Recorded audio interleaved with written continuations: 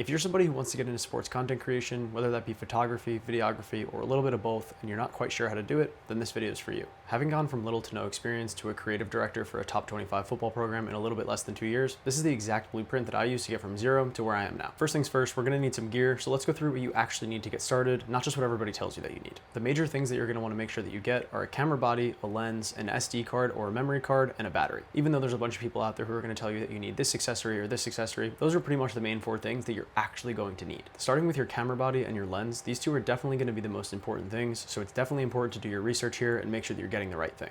Now, it's almost impossible for me to tell each and every one of you what will be the best camera body or lens for you to buy, but here's how I would figure it out. Obviously, I'm not going to go tell you to buy a $5,000 camera body right off the bat, but it's important to understand your own budget and what you can afford. So let's say that my budget was $500 to start. Here's exactly what I would buy. The first thing that I would do is I would look up best camera body for blank, photography, or videography for under $500. Once I did my research and I found 1 or 2 that I liked, I would try to find myself a deal somewhere online. This would be on places like eBay, Facebook Marketplace, MPB, B&H, so on and so forth. I highly recommend that you buy your first gear used, and here's why. When you buy gear used, you're going to be able to get a discount on something that's probably above your price range to start. So for our example here, I would probably try to find a body that ranges between $500 and $600 and see if I can get a deal somewhere online between $300 and $400. Hopefully through one of these secondhand websites, you're able to get yourself a deal, and now you've got a camera body that would have been originally out of your budget for cheaper than you thought you could. Now let's move on to the lens. If you buy a camera new, most of the time it comes with a kit lens, but to be honest, these are kind of trash, which is why I prefer to buy my camera lens separately. If I was just starting out, the first lens that I would definitely buy is a 50mm f1.8, and here's why. Even though this is a prime lens, which means that it has a fixed focal point, which basically just means that you can't zoom, being able to bring your aperture all the way down to f1.8 is going to not only help you in low light situations, but it's also going to give you that really creamy background that makes your portraits look great. And the other great thing about this lens is that you can typically get one between $100 and $200 no matter what kind of camera brand you're looking for. Now that we've got our camera body and our lens, we're going to need 2 more accessories. That's our SD card and our battery. Obviously the battery is going to depend on what kind of camera body you got, but I would probably just go on Amazon and try to get a pack of a few of them. You can usually get this for pretty cheap. And the last thing that we're going to need to start is an SD card. You don't really have to go crazy with this. I would probably just get one of these.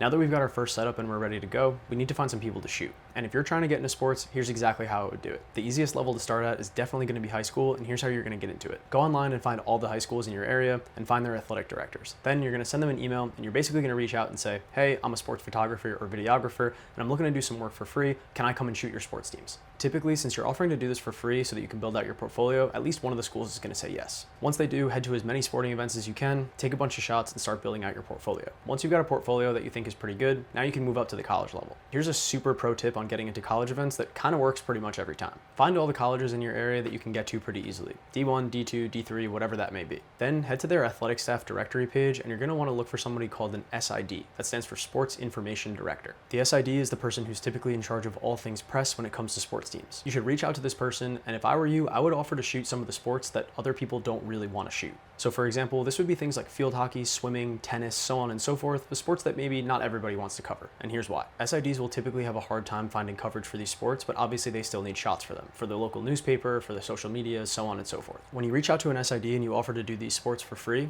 and then you go and do them and you do a great job, you start to build a really good relationship with the SID. Now, after a couple of months of doing this and building up your own portfolio and that relationship with the SID, you can start to ask for passes for the sports that you really want. So for example, let's say you shot tennis for a month, but you really wanted to shoot basketball. After you've built up that relationship with the SID, then you can say to them, hey, I'm really into basketball, I'd love to go to this game. And now that you've got such a good working relationship with them, they should definitely give you a pass for that game. In my opinion, this strategy works way better than just reaching out right away and asking for a pass to a basketball game, because think about how many people are already doing that. Now you've got yourself into college level sports for the sport that you actually want to shoot, and now you can really start honing in your portfolio.